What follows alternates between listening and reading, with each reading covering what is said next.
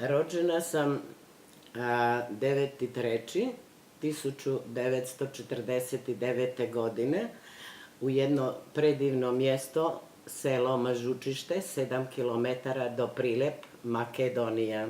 Sada živim u najljepši, najmanji grad u Hrvatsku, to je Kutjevo.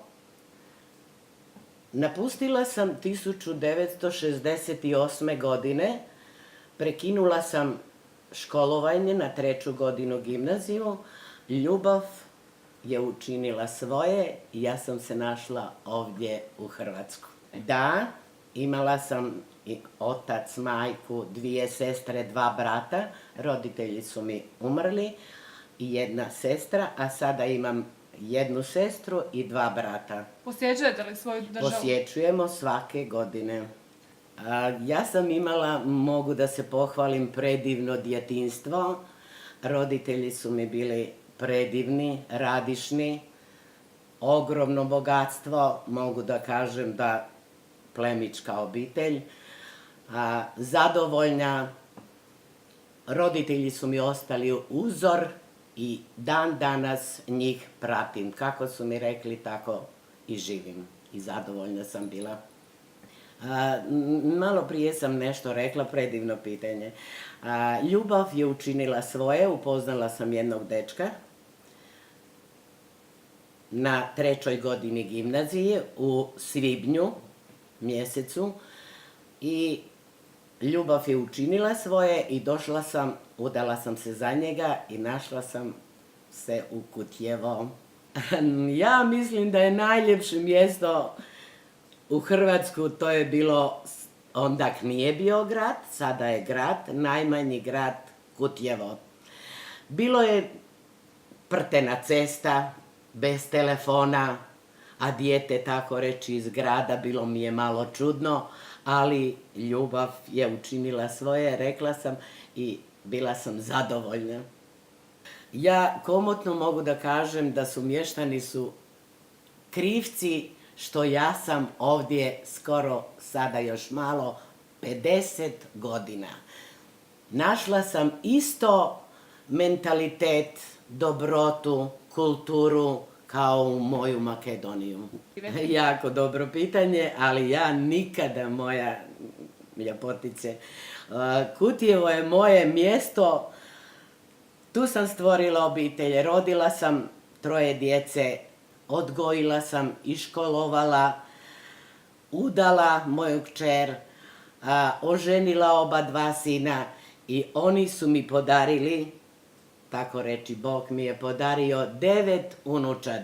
I nikada ne pomišljam da negde na drugom mjestu živim. Čak sam si i napravila vikendicu na groblju, što moji meštani Kutjevčani me se šale. Ilinka, jel vikendica gotova, ali nek čeka sada 20-30 godina.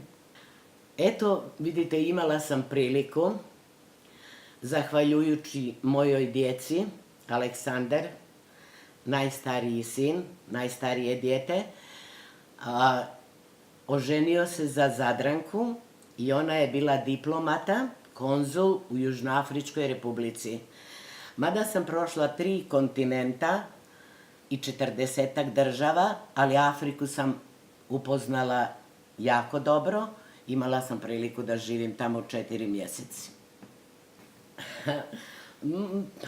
Taj predmet je, kako bi rekla, kupila sam ga u Prilepu, mada moje roditelje nisu tamo sada, nažalost, ali imam rodbine, imam stričeve, imam bratići, imam i otišla sam tamo i prodaju na tržnici i kad sam ja vidjela ovo, odmah srce me je zadrhtalo, ja sam ga kupila. To je jedan predmet kad se mladenci spremaju za svatove i kad trebaju da pozovu svoje goste, kad trebaju se vjenčati, kumovi, tamo kumovi, uzmu ovo, napune ga sa rakijom, a drugi još veće, drugi kum vinom. I bosiljak, stave bosiljak, nakite ga da miriše sa Božji blagoslov da bude njihove svatove da budu sa Božji blagoslov i idu od kuće do kuće gde trebaju da zovu, stave, to se zovu, ako ja nisam zaboravila za ovih 50 godina, karta. Kao sada ove pozivnice šta i mladenci zovu, šta je? To je karta kao za nekada, tako su rekli, karta za u kino, karta za u muzej, karta za... to je karta, sad ćemo pozvati ove ljude na naše svatove, gde smo kumovi zovu svatove.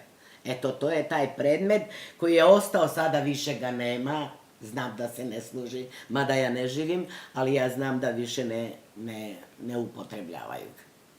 Kutjevo